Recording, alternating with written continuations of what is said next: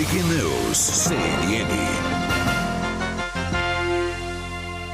O Supremo Tribunal Federal formou maioria para ampliar o número de deputados na Câmara só a partir de 2030, adiando a medida que o Congresso Nacional havia aprovado para entrar em vigor já no ano que vem, mas que havia sido vetada pelo presidente Luiz Inácio Lula da Silva. Esta discussão começou a partir de uma decisão do ministro Luiz Fux, que foi colocada em plenário virtual, e o nosso produtor de judiciário, Davi Vitorazzi, nos manda a informação de que já há maioria acompanhando a decisão do ministro Luiz Fux.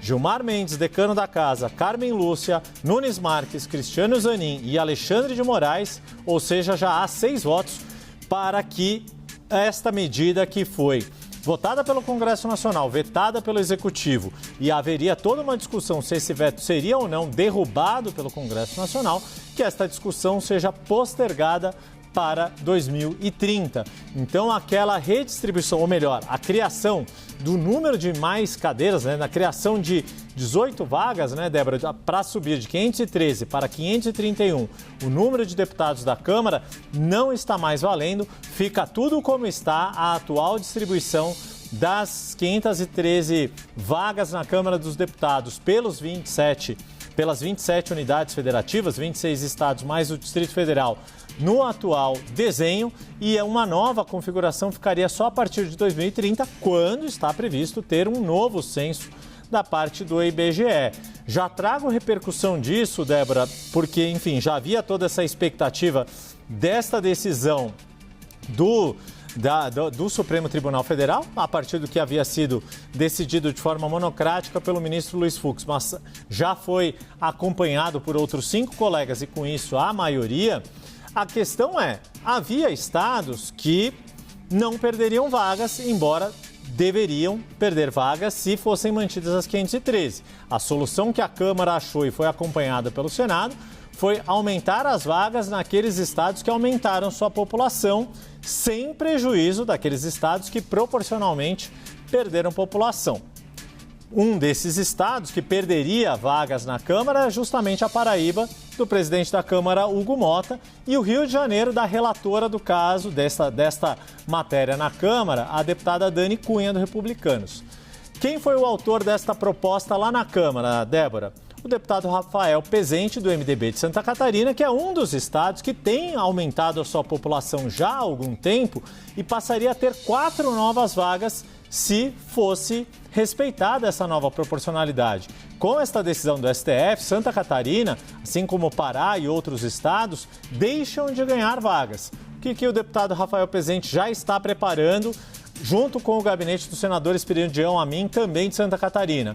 Uma proposta de lei, um projeto de lei complementar para que esta atualização passe a ser automática, tão logo saiam dados de novos censos demográficos e não dependam de uma lei que acaba causando esse desgaste. A Câmara comprou o desgaste de aumentar o número de deputados, o Senado resistiu, mas com um voto determinante do presidente do Senado, Davi Alcolumbre, esta proposta foi aprovada, mas para não se desgastar com a população, o presidente Lula foi lá e vetou totalmente a proposta.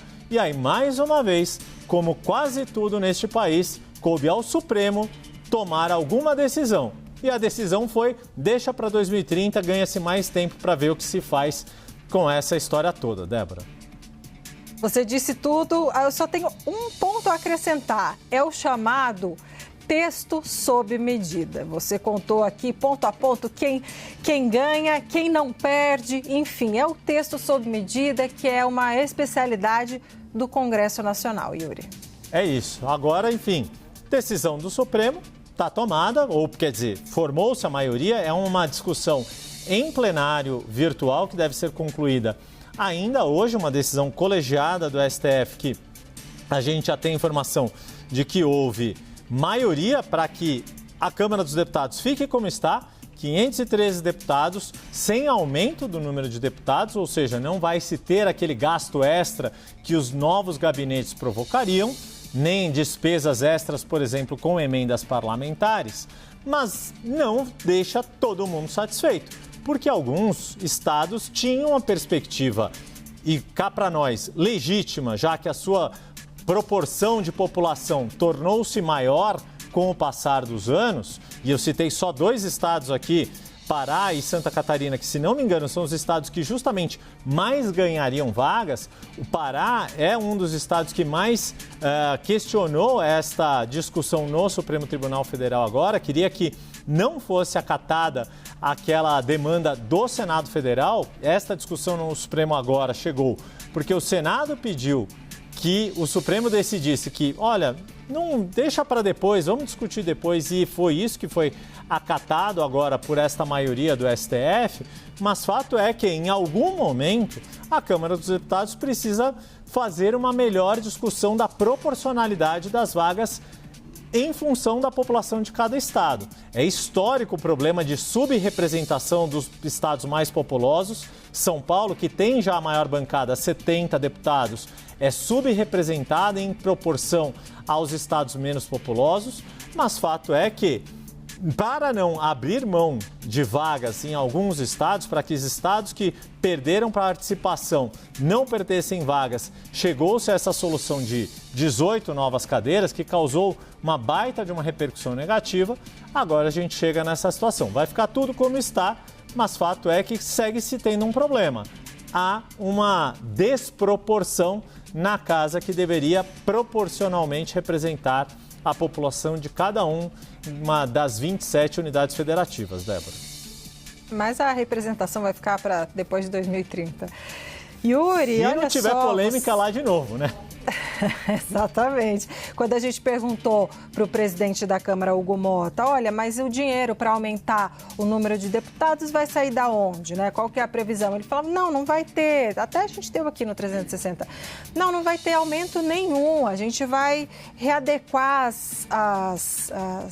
os recursos aqui, as verbas aqui da Câmara, e vamos fazer isso sem ter aumento. Algo bastante difícil de acontecer, mas o fato que então jogou-se o problema para daqui a 5 anos.